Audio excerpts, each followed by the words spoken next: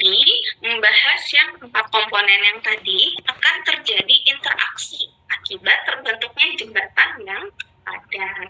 Makanya tadi yang penyekat yang berupa polimer itu apabila dilakukan pengeringan, nah dia benar nggak sih akan membentuk jembatan yang padat. Nah tapi kalau seandainya pengeringannya berlebihan, tentunya jembatan padat itu akan rusak ya. Kemudian di sini akan terjadi yang namanya kristalisasi pengikat berupa sugar pada permukaan dispersi partikel, sehingga tablet itu akan menjadi sangat keras. Padahal kita berharap bahwa tablet ini larutannya baik di saluran cerna. Oke. Yang tadi granulasi basah, sekarang adalah granulasi kering. Nah, untuk granulasi kering itu tekniknya adalah campuran serbuk itu dikompresi, diberikan tekanan tinggi menggunakan panas dan juga larut.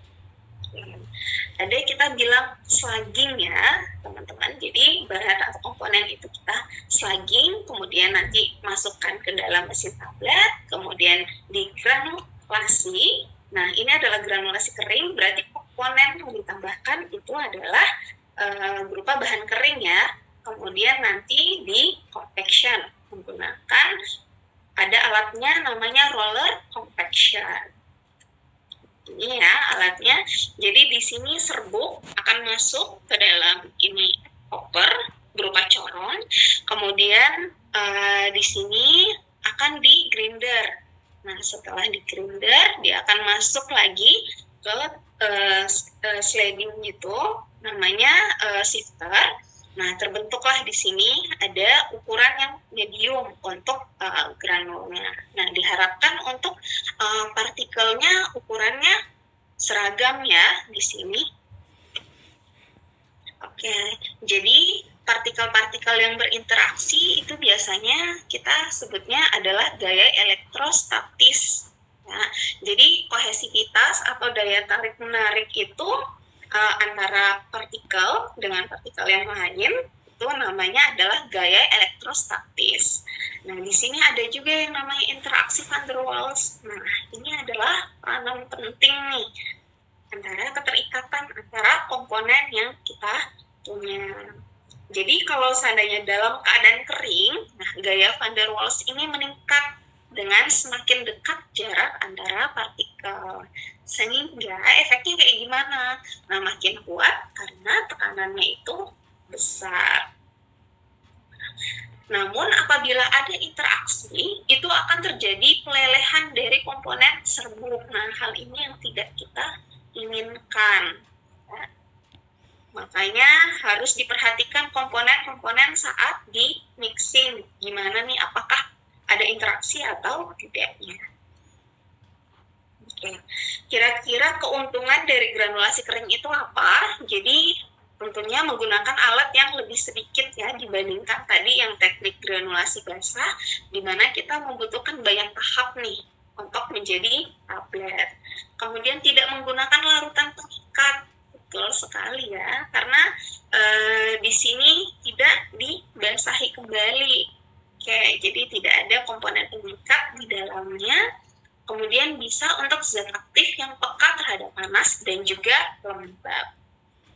Nah, kekurangannya ya seperti ini ya. Jadi memerlukan alat khusus ya, tadi tentu. Kemudian sulit untuk memperoleh campuran dengan warna yang homogen. Kemudian tabletnya ternyata kurang keras dibandingkan yang teknik granulasi basah. Kenapa seperti itu? Karena granulasi basah tadi kan dia menambahkan larut ya. Nah, itu dia akan membuat massa itu menjadi kompak. Sedangkan yang granulasi kering itu tidak. Jadi hanya dislugging nih komponen antara zat aktif sama excipientnya, kemudian langsung dicetak pada roller compaction.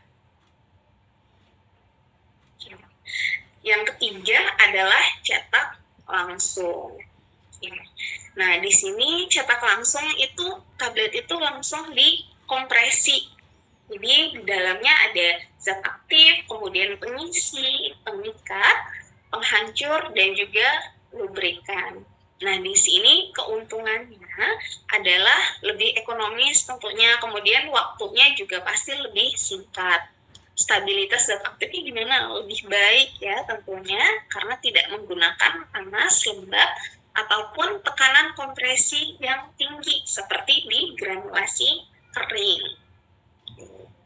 Kemudian disolusi zat aktifnya lebih cepat, karena setelah tablet itu hancur, tentunya partikelnya itu akan melarut. Nah, kekurangannya apa untuk yang cetak langsung? Jadi, terkait dengan keterbatasan teknologi.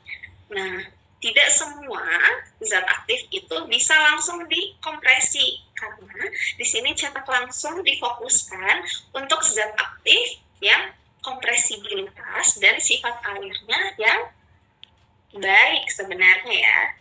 Oke.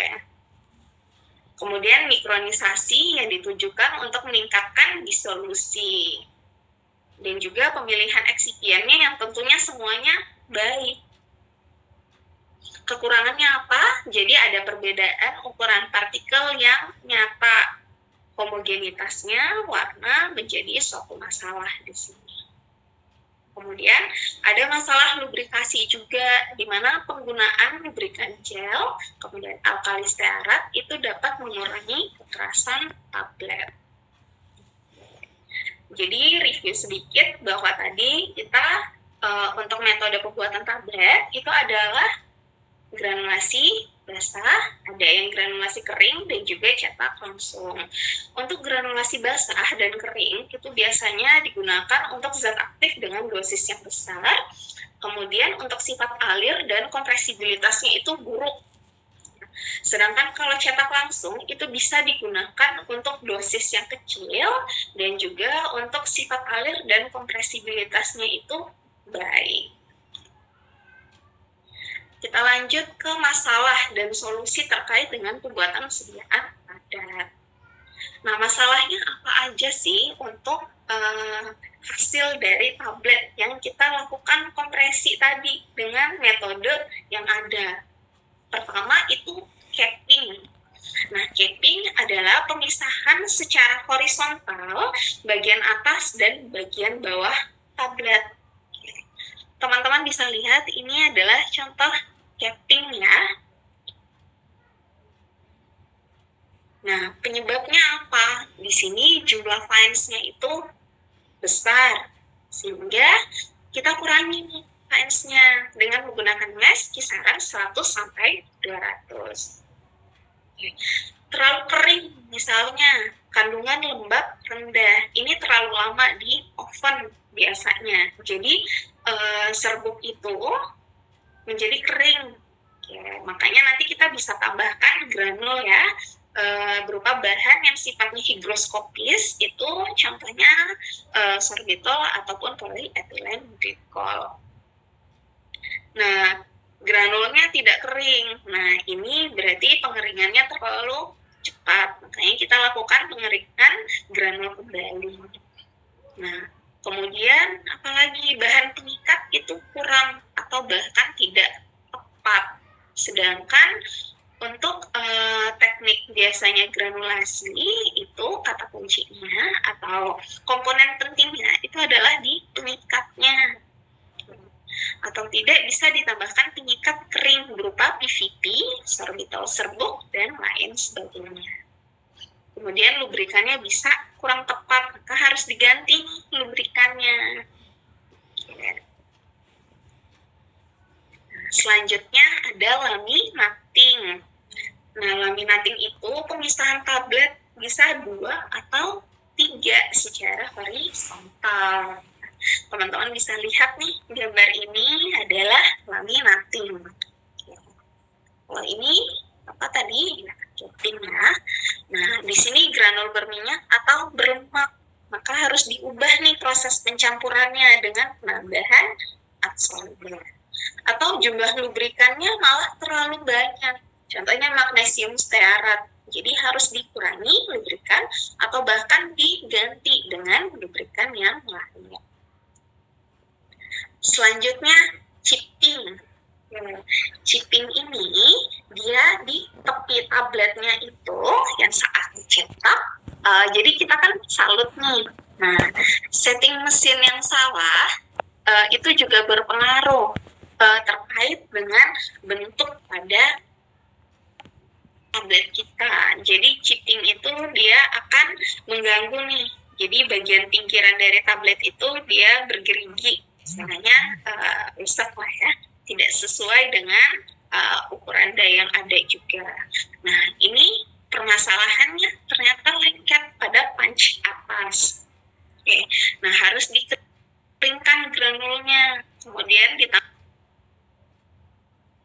pula lubrikannya, atau bahkan granulnya terlalu kering, bisa ditambahkan lagi dengan bahan yang higroskopis, atau bahkan banyak penyikat sehingga yang lengketnya itu bagian bawah. Nah, kita optimalkan nih penyikatnya, digunakan penyikat yang kering. Itu chipping. Kalau cracking gimana? Cracking itu retak atau pecah ya. Nah, teman-teman di sini harus bedakan ada yang namanya crumbling. Kalau crumbling itu dia rapuh. Jadi kalau seandainya teman-teman pegang, itu dia langsung hancur. Kalau cracking ini dia masih keras. Jadi saat terbelah seperti ini, tabletnya itu kondisinya masih keras. Nah, ukuran granulnya terlalu besar, makanya harus dikecilkan nih ukuran granulnya, ditambah dengan fine sand seperti itu. Atau bahkan granulnya terlalu kering, jadi harus dilembabkan granulnya, ditambahkan dengan sejumlah pengikat. Atau tabletnya mengembang, jadi harus diperbaiki dengan penambahan granulasi ya, dengan komponen pengikat kering. Kemudian ada sticking permasalahannya. Jadi di sini adanya adhesi ya, bahan tablet dengan dinding dai atau ruang cetak. Nah, di sini kita permasalahannya apa ya? Ternyata di sini granulnya kurang kering. Ya, harus dikeringkan lagi nih granulnya. Yang kita harapkan untuk kadar kelembabannya masuk di range 3-5%. Kemudian lubrikannya terlalu sedikit ya. Jadi kita bisa tingkatkan atau ganti lubrikannya. Atau bahkan penyikatnya terlalu banyak. Oke, kita kurangi penyikatnya atau ganti dengan penyikat yang lain. Kemudian granulnya terlalu lembab. Oke, perbaiki lagi nih granulasinya dengan kontrol kelembabannya. Selanjutnya ada picking. Nah, picking di sini lengketnya sejumlah kecil bahan tablet dari permukaan. Jadi biasanya pada logo. Nah, teman-teman bisa lihat ini gambar. Jadi di bagian atas itu ada logo dari perusahaan tersebut ya. Nah, di sini biasanya dia logonya itu tidak sesuai dengan yang diharapkan. Misalnya desainnya seperti apa, tapi hasilnya seperti apa. Atau tidak dia mencekung ke dalam. Ini kan sebenarnya tidak diharapkan ya. Nah, jadi itu permasalahannya biasanya bagian permukaan. Nah, di sini granulnya ternyata terlalu lembab. Nah, itu permasalahan pertama, bisa kita keringkan juga granulnya. Kemudian lubrikan terlalu sedikit. Oke, kita tingkatkan lubrikannya. Nah, titik leleh bahan-bahan itu rendah. Makanya kita tambahkan bahan dengan titik leleh yang tinggi. Atau terlalu banyak penyikat. Makanya kita harus kurangi nih pengikatnya dan ganti dengan penyikat yang kering. Selanjutnya ada binding. Binding ini biasanya terjadi adhesi tablet atau terperangkap atau bahkan itu tertinggal di dalam ruang cetak. Jadi di sini permasalahannya karena granulnya terlalu basah, maka harus dikeringkan nih granulnya. Kemudian lubrikannya kurang atau bahkan tidak cocok, makanya kita tingkatkan jumlah lubrikannya atau gunakan lubrikan yang lebih efektif. Oke. Kemudian biasanya bahan granul ya yang masih hangat nih, masih panas ya. Jadi itu akan lengket nih pada dinding dai. Makanya kita turunkan suhu pemanasannya ya. Selanjutnya adalah mottling. Mottling itu distribusi warnanya itu yang tidak merata. Oke, bisa dilihat ya.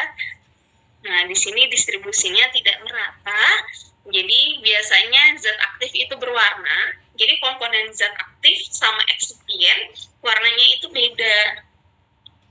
Jadi kita harus gunakan pewarna yang serupa. Mau ikutin yang mana nih? Yang zat aktif atau eksipiennya. Kemudian terjadi migrasi pewarna pada permukaan saat granul itu dikeringkan. Jadi harus diganti sistem pelarutnya ataupun pengikat ya. Nah, kemudian pencampuran pewarna tidak sesuai. Nah, di sini ya contohnya itu pada teknik granulasi yang cetak langsung. Nah, itu adalah permasalahan yang terjadi pada metode pembuatan tablet. Selanjutnya kita masuk ke bahasan kira-kira komponen dalam pembuatan tablet itu apa aja. Pasti ada dua komponennya. Yang pertama itu adalah bahan aktif. Yang pasti teman-teman tahu adalah API, Active Pharmaceutical Ingredients. Dan juga yang kedua adalah eksipien. Oke, kita bahas fokusnya ke eksipien ya. Kalau zat aktif ya bisa sesuaikan dengan monografi yang ada di farmakope terkait dengan sifat bahan. Nah, kita akan fokus ke eksipien dalam pembuatan tablet itu. Nah, dikelompokkan berdasarkan fungsinya. Jadi yang pertama itu adalah eksipien yang mempengaruhi dari sifat kompresi. Jadi pemberian tekanan. Nah, yang berpengaruh itu adalah pengisi atau filler, kemudian ada pengikat atau binder, dan juga glidant. Jadi tiga komponen ini mempengaruhi kompresi ya, atau pencetakan tablet. Kemudian yang kedua itu adalah eksipien yang mempengaruhi pelepasan zat aktif. Oke, itu ada disintegran, penghancur. Kemudian ada adjuvant, itu berupa absorben atau dapat. Kita bahas satu persatu untuk komponen eksipien. Yang pertama adalah pengisi atau filler. Nah, ini teman-teman juga harus hafalkan kira-kira pengisi yang dibutuhkan untuk pembuatan tablet itu apa aja. Nah, ternyata dibedakan atas dua. Ada yang pengisi tidak larut dan juga larut air. Untuk pengisi yang tidak larut, itu contohnya kalsium sulfat, kemudian kalsium fosfat, kalsium karbonat, starch, kemudian ada mikrokristalin selulosa. Nah, untuk pengisi larut airnya, itu ada laktosa, sukrosa, dextrose, mannitol, dan sorbitol. Nah, ini ya, di sini berdasarkan USP, jadi Farmakope Europe, jadi untuk tambahan laktos, kemudian ada mikrokristalinnya, di sini dextrose, dan lain sebagainya. Oke, tadi pengisi, bahan pengisi. Selanjutnya adalah pengikat. Ini adalah komponen penting dalam teknik granulasi, di mana kita pengen buat serbuk atau granul kita itu menjadi massa yang kompak. Ya. Nah, jadi tujuannya adalah bisa meningkatkan kohesivitas atau daya tarik menarik atau kesatuan nih antara tadi zat aktif dengan komponen yang ditambahkan ke dalam tablet. Kemudian fokusnya itu adalah menghasilkan massa tablet yang kompak. Nah, kira-kira untuk kriteria pemilihan pengikat itu apa aja? Yang pertama tentunya tidak berinteraksi dengan komponen tablet lainnya, baik itu zat aktif ataupun eksipien lainnya. Kemudian dia dapat meningkatkan kohesivitas atau daya tarik menarik dalam proses itu yang normal, tetapi masih bisa hancur sesuai dengan persyaratan. Jadi pelepasan zat aktifnya itu masih bagus. Nah, di sini untuk komponen pengikatnya ada HPMC, itu hidroksipropil metil selulosa dengan konsentrasinya 2-5%, kemudian PVP, ya, untuk bindernya 0,5-5%, kemudian hidroksipropil selulosa 2-6%, sukros itu 50-67%, ada mikrokristalin selulose 20-90%, dan akasiat. Nah, tadi kita sudah pahami bahwa untuk pengikat ada juga yang secara kering ya, ditambahkan di dalam suatu campuran, apalagi metode atau tekniknya adalah granulasi kering atau bahkan diaktifkan dengan pelarut pada granulasi basah. Jadi ditambahkan pelarut ya, apakah itu air ataupun etanol ke dalam komponen bahan pengikat. Tadi kita sudah tahu nih, jadi eksipien dari tablet itu ada yang pengisi atau filler, kemudian ada pengikat atau binder. Selanjutnya adalah lubrikan. Lubrikan itu apa? Jadi tujuan penambahan lubrikan untuk mencegah nih pelengketan tablet pada punch dan dinding ruang cetak selama kompresi atau pencetakan tablet, sehingga nanti tablet itu bisa mudah nih keluar dari ruang cetak atau ejectable. Tadi kan teman-teman bisa lihat ya di gambar awal, jadi serbuk yang masuk dari hopper, kemudian dia akan masuk ke dalam ruang die, kemudian di bagian atas upper punch, kemudian bawahnya itu adalah lower punch. Nah, apabila nanti alatnya itu bergerak, dia akan memberikan tekanan atau kompresi, dan harapannya obat ini atau tablet itu mudah nih dikeluarkan. Nah, suatu lubrikan itu dapat menunjukkan sifat anti-adheran atau glidan. Tapi beda ya antara lubrikan dan glidan, jangan salah. Nah, lubrikan itu dia fokusnya adalah mengurangi friksi antar partikel. Jadi antara massa cetak dan dinding ruang cetak selama kompresi. Anti-adheran itu mencegah pelengketan massa cetak, kemudian glidannya itu dia untuk memperbaiki sifat alir. Ya. Apakah nanti serbuk yang turun dari hopper itu akan mudah nih masuk ke dalam ruang die-nya. Nah, ini adalah contoh-contoh lubrikan. Ada magnesium stearat, kemudian kalsium stearat, sodium steril fumarat, polyethylene glikol, kemudian SLS, ya, sodium lauryl sulfat, magnesium, sodium benzoat, dan lain sebagainya. Oke, kita masuk ke glidan. Tadi lubrikan mengurangi friksi antara partikel, jadi antara massa cetak ya. Jadi massa sama kondisi di ruang cetaknya. Kalau glidan itu memperbaiki sifat alir, ya, sifat alir. Jadi friksi antara partikel dan granul, beda yang tadi ya, yang lubrikan.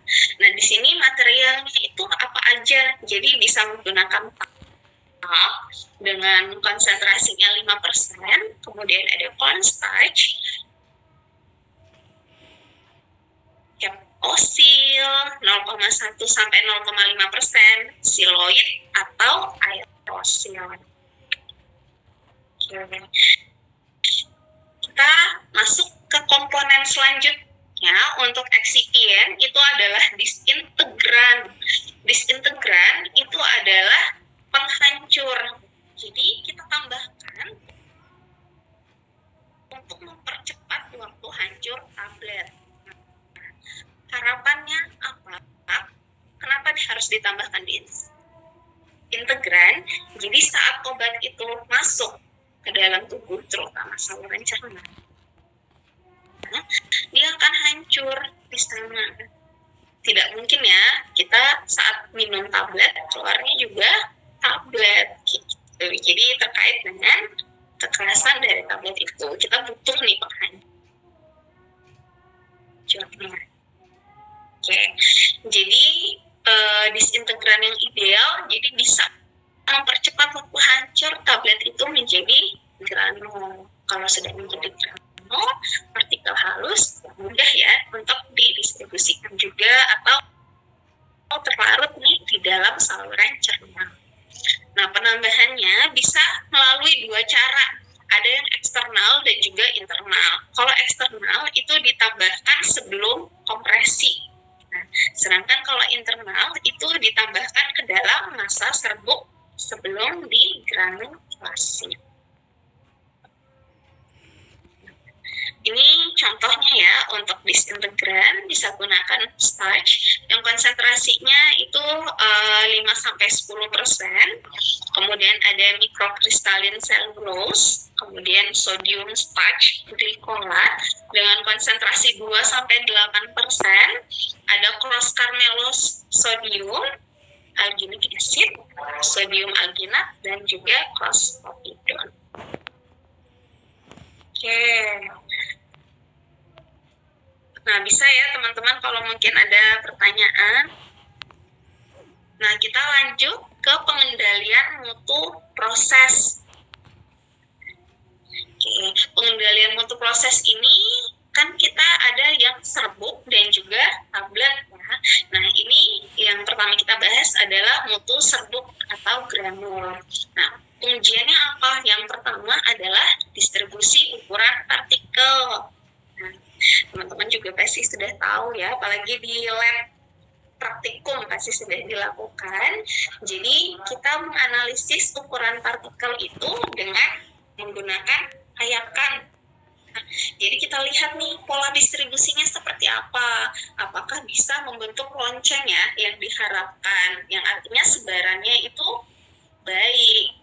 Nah, ini untuk partikel yang ukurannya 250 mikrometer itu mudah mengalir. Tapi di bawah 100 mikrometer itu menjadi kohesif. Ya. Artinya tadi daya tarik-menarik partikelnya besar.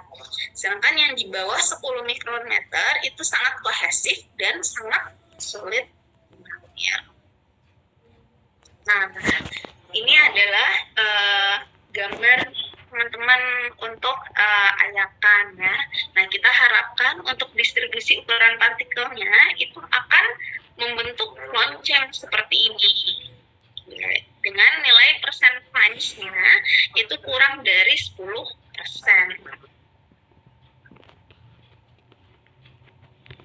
Selanjutnya, untuk metode atau evaluasi dari serbuk tadi, itu yang kedua adalah kompresibilitas dan Hausner rasio terkait dengan kemampatan nih. Pasti teman-teman sudah tahu. Jadi untuk kompresibilitas itu khususnya atau arahnya itu untuk mengukur sifat alir dari serbuk. Oke, untuk rumusnya ini adalah compressibility index ya, 100 dikali rho tap dikurangi rho bulk dibagi tap. Nah, teman-teman tahu ya apa itu bulk dan tap. Jadi bulk itu saat sejumlah granul atau sejumlah serbuk itu teman-teman masukkan ke dalam gelas ukur ini. Oke, itu namanya raw bulk. Tapi saat dinyalakan alatnya, dia akan tap, jadi mengisi ruang antar partikelnya. Itu dinamakan raw tap. Nah, untuk Hausner rasio itu rumusnya raw tap dibagi dengan raw bulk. Nah, di sini adalah tabel nih teman-teman. Jadi kategori sifat alirnya gimana sih? Excellent kah? Baik kah? Oke, dilihat dari nilai indeksnya maupun Hausner rasio. Oke, lanjut ke uji sifat alir. Nah, di sini teman-teman pasti langsung nih terlihat ini adalah alat yang namanya granule flow tester. Jadi di sini bisa nih kita ukur sudut diam dari serbuk kita. Jadi terlihat nih, apabila membentuk seperti ini, kalian bisa ukur kira-kira ketinggiannya berapa, kemudian membentuk sudut berapa, dan nilai jari-jari berapa. Nah, dapat secara matematisnya ya, jadi tangan alfa itu sama dengan H sebagai ketinggian dari serbuk ini, kemudian dibagi dengan R atau jari-jari. Nah, kalau seandainya alfanya 50 derajat, sifat alirnya itu tidak baik. Namun kalau alfa atau sudutnya itu 25 derajat, berarti sifat alirnya baik. Nah, penentuannya bagaimana? Jadi sejumlah 25 gram serbuk itu nanti kalian masukkan ke dalam corong ini. Nah, nanti dihitung nih waktu yang dibutuhkan oleh serbuk itu mengalir. Oke. Kalau seandainya lebih dari 10 gram per detik, berarti sifat alirnya bagus. Nah, untuk sifat alir itu bisa nih dihitung seperti rumus di bawah ini. Jadi W per T ya, dalam satuan gram per detik. Jadi bobot per waktu. Berarti sifat alir bisa dihitung dengan menggunakan informasi dari sudut ya, pembentukan sudut, dan juga tadi sifat alirnya secara langsung dengan menghitung berapa nih bobot per waktu. Oke, kita lanjut ke kadar lembab.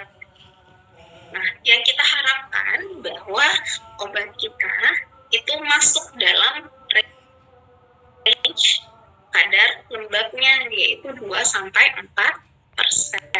Nah, di sini teman-teman lihat ada yang namanya LOD. LOD itu adalah loss on drying, di mana kita bisa tahu kadar air yang hilang selama proses pengeringan. Nah, untuk rumusnya itu adalah bobot awal dikurangi dengan bobot akhir dibagi dengan bobot awal dikali 100%. Kemudian kalau untuk moisture content atau kadar air saat itu beda ya. Jadi moisture content adalah kadar air saat ini juga. Jadi memang selama proses pasti kalian lakukan beberapa kali penentuan kadar air. Sedangkan loss on drying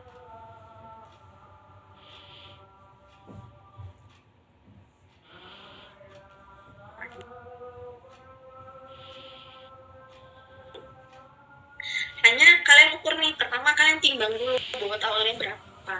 Nah, setelah keseluruhan prosesnya baru kalian hitung bobot akhirnya. Berbeda ya sama yang moisture content, sehingga di rumusnya juga pun berbeda, yaitu bobot awal dikurangi bobot akhir dibagi bobot akhir dikali 100%.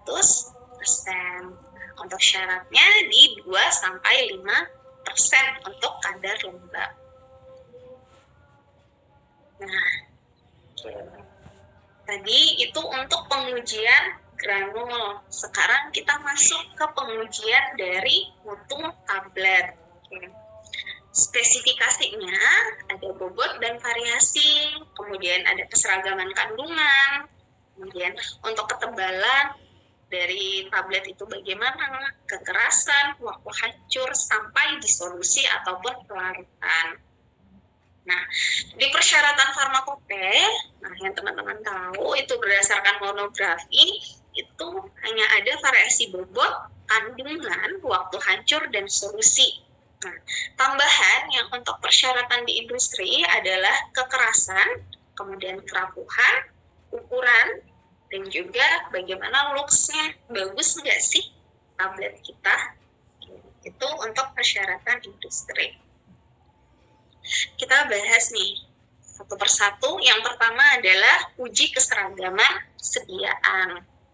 Berdasarkan Pharmacope, kalau untuk uji keseragaman ukurannya yang pertama, informasinya kecuali dinyatakan lain. Diameter tablet itu tidak lebih dari 3 kali dan tidak lebih dari 1/3 tebal tablet. Itu untuk ukuran. Jadi bisa menggunakan jangka sorong nih teman-teman yang waktu itu kan pernah di lab. Kemudian yang kedua ada uji keseragaman kandungan. Syaratnya berdasarkan Pharmacope itu tablet yang mengandung zat aktif kurang dari 25 mg yang merupakan kurang dari 25% terhadap bobot tablet. Oke, prosedurnya pertama kalian ambil tidak kurang sejumlah 30 tablet. Tetapkan nih masing-masingnya. Dipakai adalah 10 tablet.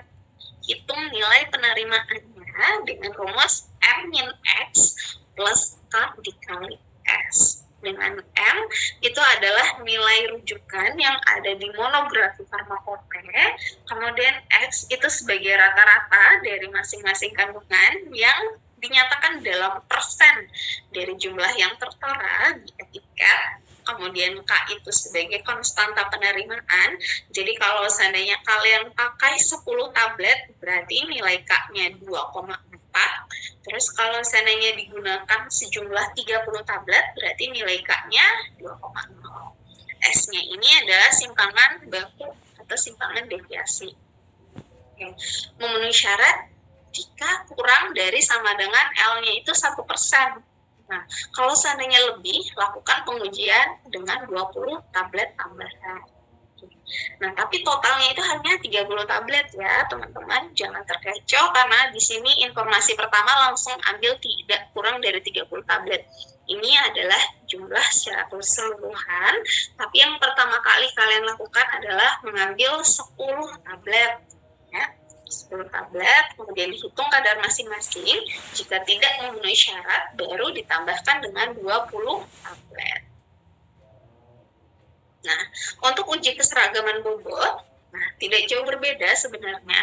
Jadi di sini informasinya berlaku untuk tablet yang mengandung zat aktif 25 mg atau lebih, yang merupakan kurang dari 25% atau lebih terhadap bobot tablet.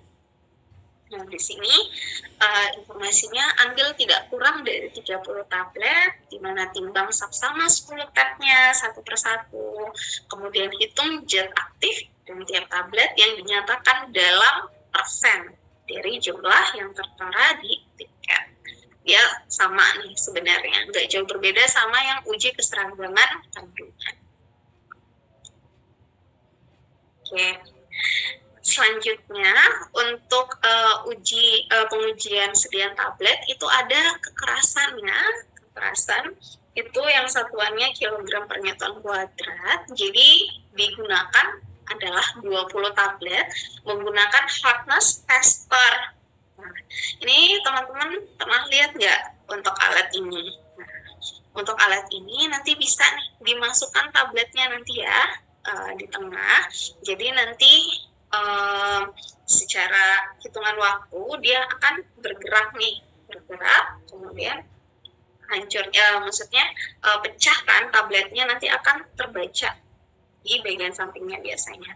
Nah, di sini untuk informasi tablet konvensional, untuk kekerasan tabletnya 4-8 kg, tablet kunyahnya kurang dari 13 kg, tablet hisap sekitar 7-14 kg, dan tablet lepas lambat itu 10-20 kg. Kalau ini dia pakai informasi skala ya, yang ada di gambar ini, tapi ada alat yang lebih canggih. Jadi kalau seandainya saat berjalan nih alatnya, dia terbacanya itu di pojokan, jadi tanpa harus baca skala. untuk uji kekerasan tablet ini. Oke, selanjutnya adalah uji friabilitas. Nah, di sini friabilitas itu apa? Ya, kerapuhannya. Jadi friabilitas ini diharapkan saat pendistribusian obat nih, kemana aja ya, ke daerah misalnya seluruh Indonesia, ataupun mau diekspor kemana, ke negara mana, kira-kira obat kalian itu tahan gak sih terhadap guncangan yang terjadi selama proses distribusi? Bisa terlihat dengan friabilitas, dengan uji yang dilakukan di skala lab. Jadi prinsipnya, hitung bobot yang hilang selama pengujian itu dengan 20 tablet. Jadi bersihkan dulu dengan menggunakan kuas, kemudian ditimbang tabletnya, setelah itu dimasukkan nih ke dalam alat friabilator yang seperti ini ya teman-teman. Kemudian putar skalanya sampai 100 kali ya, baru dihitung nih. Jadi untuk friabilitas, bobot awalnya itu berapa yang tadi yang kalian timbang pertama kali, kemudian setelah diputar ya tadi menggunakan friabilator, itu bobotnya berapa, dibagi dengan bobot awal dikali 100%. Syarat nilai F-nya berdasarkan USP 36 itu adalah di bawah 1%. Nah, apabila bobot dari tablet itu kurang dari sama dengan 650 mg, jadi bisa diambil nih sejumlah tablet yang setara dengan 6,5 gram. Namun kalau bobotnya lebih dari 650 mg bisa gunakan 10 tablet. Selanjutnya untuk uji evaluasi sediaan tablet itu adalah disintegrasi atau uji waktu hancur. Di sini teman-teman bisa lihat nih ya, di sini metode panjang ditambah dimasukkan nih satu tablet dari masing-masing tabung yang ada. Nah, tabung ini ada totalnya 6 ya. Kemudian dimasukkan satu cakramnya pada tiap tabung. Kemudian ada media disolusinya itu ya. Media disintegrasinya itu suhunya itu 37 derajat Celcius plus minus 2. Jadi syaratnya bila satu atau 2 tablet tidak hancur sempurna, maka dilakukan pengujian kembali dengan penambahan 12 tablet lainnya. Syaratnya gimana? Syaratnya tidak kurang 16 dari 18 tablet yang diuji itu harus hancur sempurna. Oke, seperti itu ya. Nah, di sini adalah syarat pengujian apabila tabletnya tidak bersalut, berarti waktu pengujiannya adalah kurang dari sama dengan 15 menit. Kalau yang tablet salut enterik itu tidak hancur lebih dari sama dengan 1 jam untuk media asam, kemudian kurang dari sama dengan 60 menit media basah.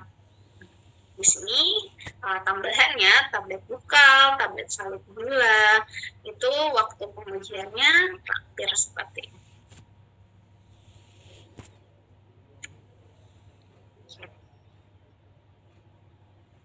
Nah, teman-teman, kita masuk nih di pengendalian produk akhir. Oke, sudah jadi nih tablet kalian, sudah memenuhi syaratnya yang tadi ya, dari evaluasi serbuk, kemudian tablet. Tapi ada beberapa lagi yang harus dilakukan, adalah organoleptik ya, rupa dan baunya bagaimana. Kalau untuk sifat fisik kemudian kimia tadi sudah dilakukan ya di pengujian tablet. Oke, evaluasi kesediaan tablet ya, sudah jadi tabletnya. Nah, selanjutnya adalah disolusi atau pelarutan obat. Nah, disolusi ini gimana? Jadi tablet ataupun kapsul nih, harapannya itu kan adalah larut ya. Apakah dia itu adalah in vitro atau in vivo? Oke. Kalau in vitro itu adalah dilakukan pengujian di luar tubuh. Oke. Nah, in vivo foto itu kan biasanya adalah di dalam tubuh, gambaran bagaimana sih bioavailabilitas atau ketersediaan hayati obat itu di dalam tubuh. Sedangkan kalau gambaran di solusi in vitro, nah itu adalah di luar tubuh. Nah, jadi bisa menggunakan media ya,